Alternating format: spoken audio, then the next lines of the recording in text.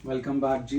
पिछली दो वीडियोस के अंदर हमने इन्वेस्टिंग एक्टिविटीज़ का के अंदर अकाउंट बनाना सीखा, asset account.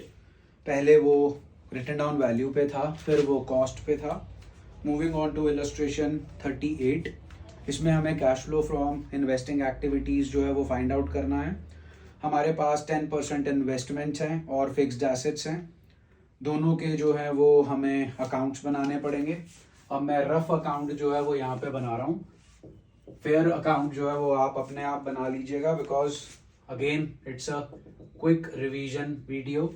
So 10% investment account, starting point is to balance brought down. पिछले साल की वैल्यू उठानी है विच इज 250। इस साल की वैल्यू है 5 लाख। फिक्स्ड एसेट का अकाउंट, फिक्स्ड एसेट के अकाउंट में हमारे पास टू बैलेंस ब्रॉट डाउन है 8,75,000 और बाय बैलेंस कैरी डाउन है 11,90,000। Additional information, first one, half of the investments held in the beginning of the year. ये है beginning of the year, investments हैं 250, इनका हाफ आ गया हमारे पास 1,25,000। इन्हें हमने बेचा है at a gain of 10%। Gain of 10% is 1,12,500। 1,25,000 plus 12,500 is 1,37,500. Buy bank will be 1,37,500. To gain will be 12,500. Balancing figure will be coming on two side, which is two bank account balancing figure. Your fixed asset account, we are having depreciation on it. पिछली दो videos अगर ढंग से आपने देखी हो तो ध्यान दीजिए, हमारे पास इस क्वेश्चन में accumulated depreciation on fixed asset के बैलेंसेस गिवन नहीं है। सो यहाँ पर सिर्फ आएगा by depreciation account, depreciation during the year which is 1 lakh. 1190 plus 1 lakh is 12,90,000 minus 8,75,000, 125, 225, 425, 4,25,000 is the balancing figure to bank account. ये हमारा सेटअप है। This is buy bank, this is to bank, this is to bank. So cash flow from investing activity में आएगा proceeds from sale of 10% investments, balancing figure जो भी आती है, purchase of investments, इधर purchase of fixed assets, purchase outflow के अंदर bracket के अंदर होगा, सेल इनफ्लो है। There are two other items in this question, interest received on investments and dividend received, उनको हमें एज एन इनफ्लो जो है वो शो करना है। टीएस का क्वेश्चन नंबर 23 है जी, इसका रेप्लिका। इलस्ट्रेशन 39 पे आइए। यहाँ पर फिर से हमें cash flow from investing activities जो है वो दिखाना है। ये बड़ा सिंपल क्वेश्चन है और ये एनसीईआरटी से उठाया गया है। 1,80,000 और 1 लाख के ऊपर दो वर्ड्स लिखे हैं, उन्हें चेक कीजिए। It is purchases and sales. So जो इन्वेस्टमेंट्स हैं वो आप 1,80,000 की परचेज कर रहे हो। So purchase of investment 1,80,000 outflow होगा। Purchase of goodwill 2 lakh outflow होगा। परचेज ऑफ मशीनरी 440 आउटफ्लो होगा। Proceeds from sale of investment 1 lakh inflow होगा। Proceeds from sale of machinery 150 inflow होगा। Proceeds from sale of patents 1 lakh inflow होगा।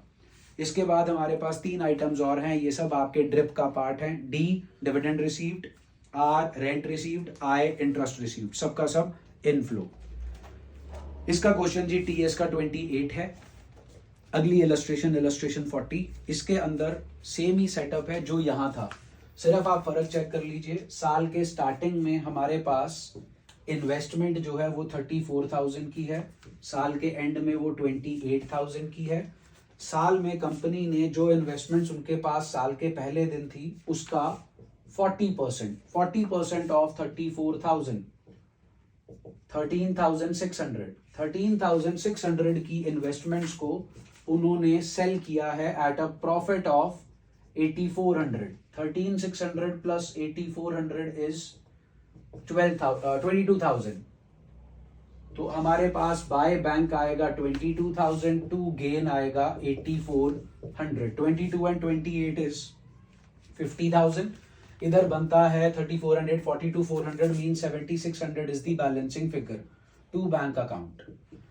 Proceeds from sale of investment inflow, purchase of investments outflow. उसके बाद आती है जी हमारे पास illustration 41। Illustration 41 के अंदर गुडविल आप कंपेयर कीजिए, आपकी गुडविल बढ़ नहीं रही, कम हो रही है, आउटफ्लो नहीं होगा, अमोर्टाइजेशन है, सेल नहीं हो रही है, इन्वेस्टिंग में नहीं आएगी, पेटेंट्स बढ़ रहे हैं, purchase of investment 20,000, you have to compare the 2 year values. Land इकलौता ऐसा एसेट होता है, फिक्स्ड एसेट, जो कभी डेप्रिशिएट नहीं होता, इसलिए जो आपकी लैंड 2 लाख से 180 हो रही है, वो 20,000 जो है आप सेल कर रहे हैं। प्लांट एंड मशीनरी 360 से 320 हो गया, 40,000 आपकी डेप्रीसिएशन है। आपके पास एक्यूमुलेटेड डेप्रीसिएशन या जिसका दूसरा नाम प्रोविजन फॉर डेप्रीसिएशन होता है, उसके भी बैलेंसेस गिवन है, लेकिन वो फर्नीचर के गिवन है, इसलिए जो फर्नीचर है वो 25,000 से 255 हो रहा है, तो 2,30,000 जो है वो आपका परचेज ऑफ फर्नीचर है। इन्वेस्टमेंट्स आपकी 20,000 proceeds from sale of investment आएगा। प्रोविजन फॉर डेप्रीसिएशन से आपके पास डेप्रीसिएशन आनी है, लेकिन उसका इन्वेस्टिंग एक्टिविटी से कोई लिंकअप नहीं है। फिर आता है एक्रूड इंटरेस्ट ऑन इन्वेस्टमेंट, ये बड़ा इंपॉर्टेंट है, स्टार लगा लीजिए। आपकी इन्वेस्टमेंट्स जो हैं वो 20,000 की सेल हुई हैं, कब हुई हैं हमें नहीं पता, हम अज्यूम कर लेंगे साल के एंड में। तो 20,000 का इनफ्लो तो हो गया, लेकिन for the purpose of calculation of interest हम वैल्यू उठाएंगे साल के शुरू की, जो कि है 2 लाख। 2 लाख का 10% आता है 20,000। नीचे एक आइटम दे रखी है accrued interest on investment. Accrued interest वो इंटरेस्ट होता है जो हमने अर्न तो कर लिया लेकिन अभी तक रिसीव नहीं हुआ।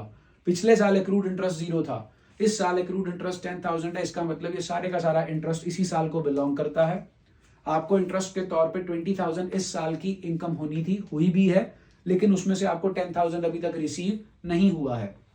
इसलिए जब आप इन्वेस्टिंग एक्टिविटी करेंगे तो यहां पर आपका इंटरेस्ट रिसीव्ड जो है वो सिर्फ 10,000 आएगा, और यहां पर स्टार लगा लीजिए। एक्रूड इंटरेस्ट ऑन इन्वेस्टमेंट जो है वो वर्किंग कैपिटल चेंजेस में अगर ऐसी सिचुएशन आती है तो वहां पर नहीं आएगा, क्योंकि जो आपका इंटरेस्ट होगा वो अदर इनकम में पड़ा होगा। अदर इनकम के अंदर आपने पूरा 20,000 का इंटरेस्ट लिया होगा, जो आप नेट प्रॉफिट कैलकुलेट करते वक्त एड अप कर चुके हैं। ड्रिप के अंदर आपने पूरी की पूरी इंटरेस्ट इनकम माइनस कर दी होगी। अगर आप वर्किंग कैपिटल चेंजेस में जाके एक्रूड इंटरेस्ट को दोबारा से वहां डील करेंगे तो आप उस 10,000 के इफेक्ट को 2 बार दिखा पाएंगे, which is not correct, it is wrong. So that is why accrued interest is not to be shown under working capital changes in this illustration. Remaining 2 illustrations of this activity will be done in the next video.